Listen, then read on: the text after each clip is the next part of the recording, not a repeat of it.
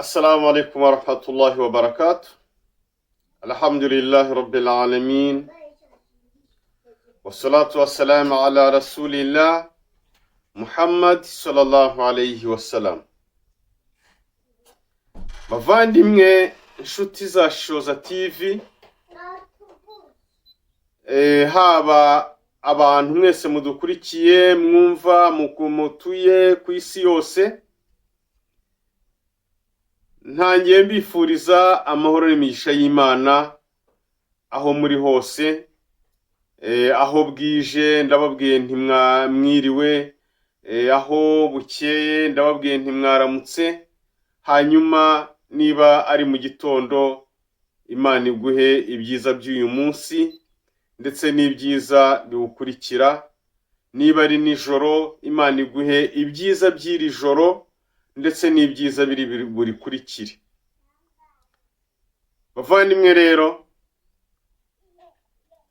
ngira ngo nk'uko bisanzwe mu biganiro byacu bya buri munsi, hari bimwe abantu baba bibaza ku idini ya Isilamu ariko bakabura igisubizo cyabyo, ndetse hari na bamwe bafatira kuri ibyo abantu badasobanukiwe bakabiheraho bitewe nuko idini ya Isilamu batayishobora, bitewe nuko bafashe umurongo w'ubuyobe, hanyuma icyo kintu bakagiheraho basa nkaho batinyisha abantu idini ya Isilamu, basa nkaho bagenda bangisha abantu idini ya Isilamu. Ariko buri uwo ari we wese Imana yamuhaye ubwenge agomba gushishoza. Uyu munsi wa none rero, ikintu tugiye kuganiraho ni ikintu abantu benshi bagenda bamamaza, haba ku mbuga nkoranyambaga. Wowe aho uri ntabwo ujya wumva bavuga ngo Yesu wo muri Bibiliya ngo ntabwo ari we Yesu wo muri Korani? Iki kintu rero ababivuga bagenda bazana impamvu zitandukanye. Twebwe nk'abayisilamu ntabwo ayo manyanga twayajyamo. Twebwe nk'abayisilamu kubera yuko ukuri tuba tukuzi tugusobanukiwe, ntabwo twajya mu gushakisha utuntu tw'impamvu zidashinga. Twebwe turemera yuko muri Bibiliya Yesu uvugwamo, twebwe abayisilamu turabizi neza. Si ngombwa ko twemera Bibiliya, ariko mu bushishozi bwacu dukoresha, iyo tuyisomye dusanga Yesu wo muri Bibiliya yarabyawe na Mariya. Kandi twanashishoza, twebwe ntabwo tugira ibintu by'amanyanga. Twanareba tugasanga neza koko ko Yesu mu gihe yabyarwaga na Mariya nta mugabo baryamanye. Koko tujye kubeshya, nta mugabo baryamanye. Kandi nanone wanareba na Yesu wo muri Korani, uvugwa muri Korani, nta Yesu wa Korani, nta Yesu wa Bibiliya. Iki kintu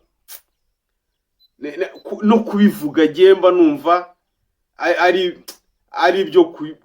ibintu bitarimo bitarimo ubwenge, biri no sense.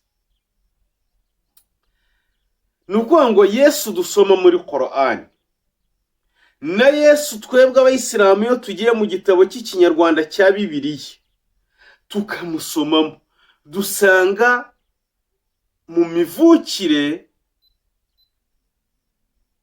nta tandukaniro, kubera yuko Mariya ari we Mariyamu yatwite nta mugabo baryamanye. Twebwe icyo ngicyo nta kibazo tugifiteho.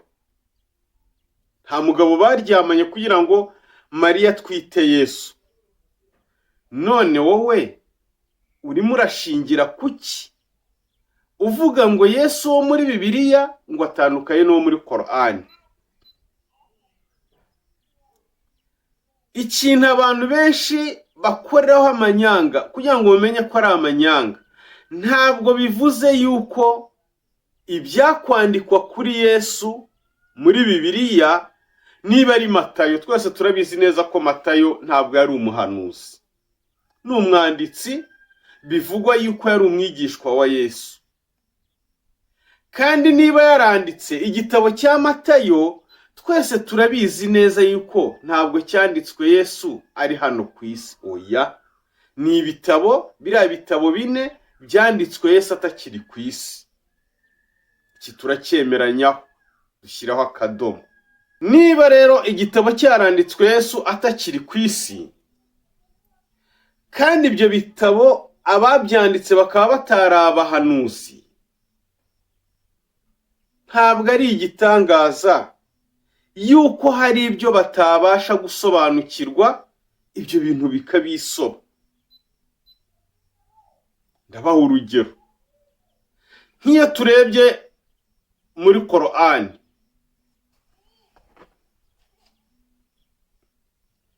iyo ukurikiye neza nko muri Bibiliya, mbere na mbere reka duhere kuri Bibiliya. Bibiliya nta na hamwe ivuga ahantu Yesu nyirizina yaba yaravukiye. Oya, ntaho. Niyo ubajije abantu uti Yesu yavukiye he, ntabwo tubaza igihugu, nta nubwo tubaza akarere, nta nubwo tubaza umurenge. Ni ukuvuga ngo ikibazo ahantu kiri, ese Yesu yavukiye mu nzu? Ese Yesu yavukiye hanze y'inzu? Ndabaza ubwo ku bantu musoma Bibiliya, ikintu mugenda mugikurikirane. Ese niba yaravukiye hanze y'inzu, yavukiye ahagana hehe? Yavukiye ahameze gute? Bibiliya ntabwo ayo makuru iyafite. Ndabaha urugero.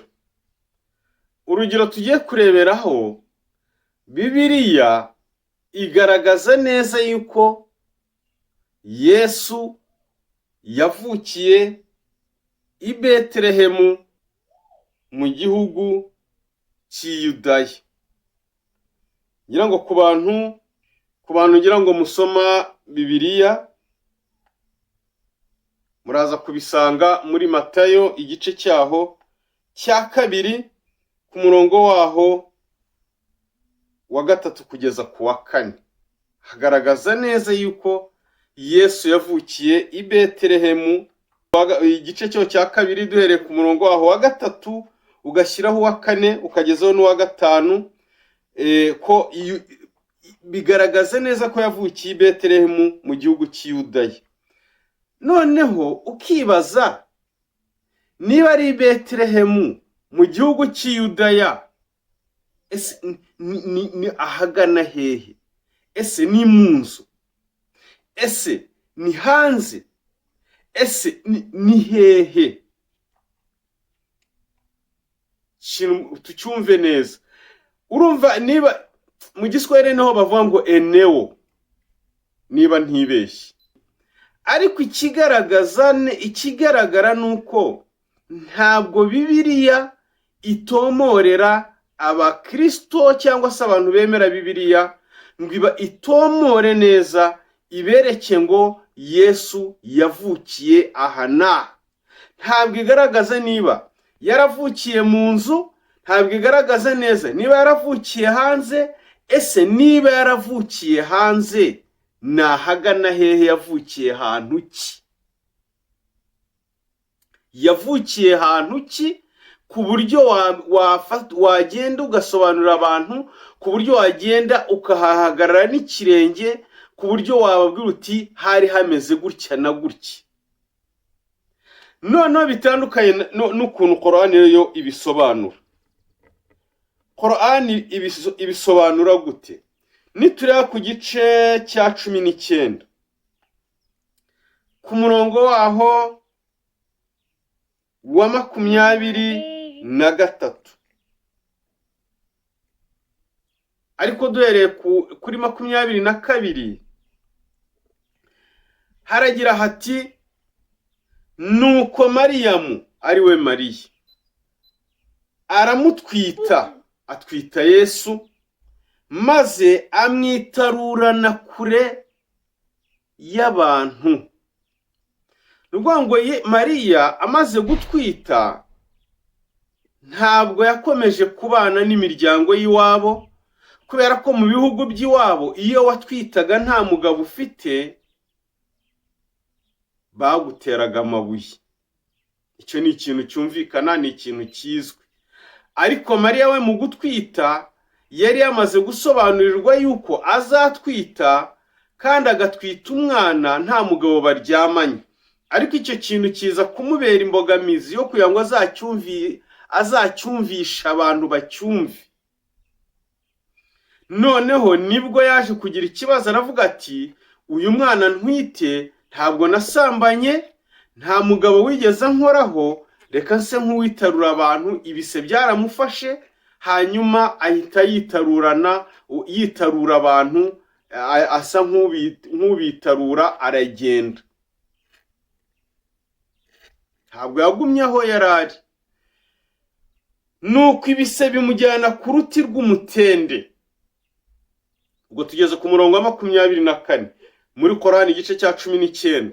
Nuko ibise bimujyana ku ruti rw'umutende, aravuga ati mbega ububabare iyo nza kuba narapfuye mbere y'ibi nkanibagirana burundu. Urumva ibise byaramuriye, ntabwo yari azi ibyo ari byo, niko kuvuga ari amagambo.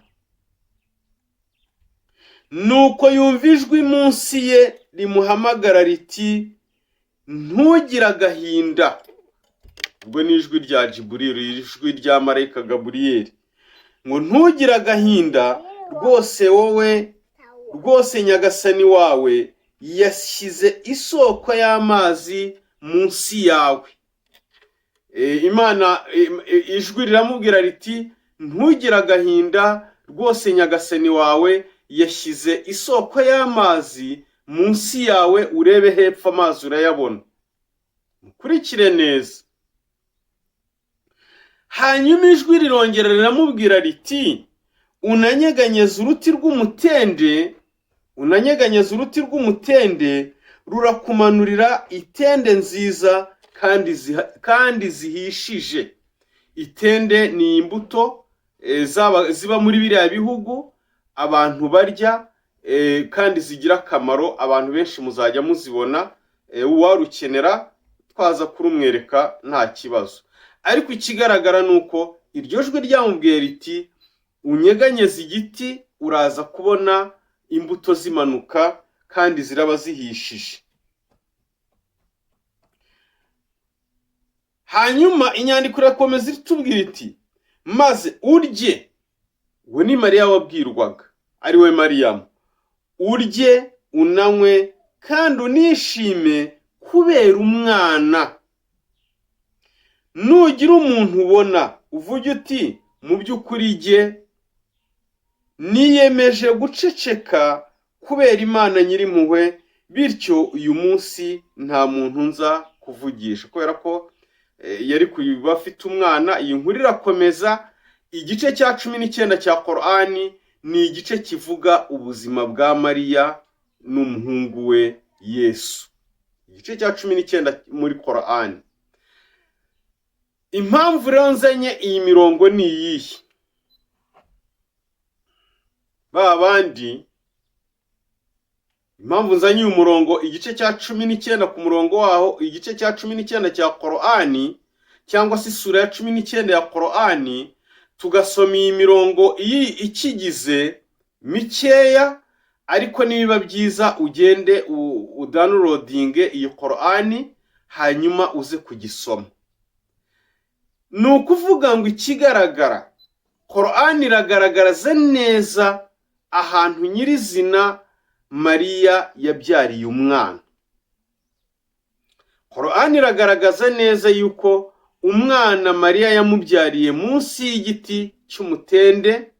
Hanyuma umwana yamara no kumubyara, ijwi rya marayika rikamubwira yuko marayika utumwe n'Imana rikamubwira yuko hafi aho bamushyiriyeho amazi yo kuza kunywa, kunywesha izo mbuto.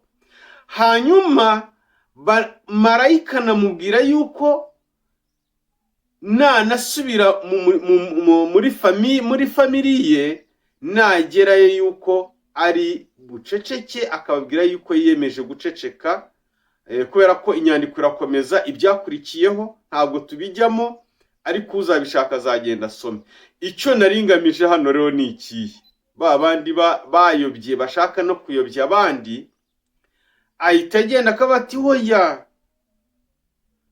ati Yesu wo muri Bibiliya n'uwo muri Korani baratandukanye, kubera yuko uwo muri Korani ngo yavukiye munsi y'igiti cy'umutende, ariko ntavuge ngo uwo yasomye muri Bibiliya we yavukiye ahagana hehe. Yavukiye ahagana he? Ni hanze, ni mu nzu. Iki kintu bavandimwe, nk'uko nabibasobanuriye mbere, aba bantu bayobye bikomeza kubayobya, bari mu nyungu zabo bo ubwabo, bamaze kuyoba, kandi bagomba kubona abantu bajyana nabo muri jahanamu, mu muriro utazima. Ubwo rero bibashuka rimwe batazabashuka mukaba mwajya mu muriro utazima. Ndibaza yuko iki ngiki kirumvikana, kirasobanutse. Nkaba nagira ngo nsoreze iki kiganiro hano, cyangwa se nyisubikire hano mbabwira nti assalamu alaikum wa rahmatullahi wa barakatuh. Amahoro n'imigisha y'Imana bibane namwe, kandi ntiwibagirwe gukora subscribe, ntiwibagirwe gukora share. Amahoro n'imigisha y'Imana bibane namwe, ukore na like.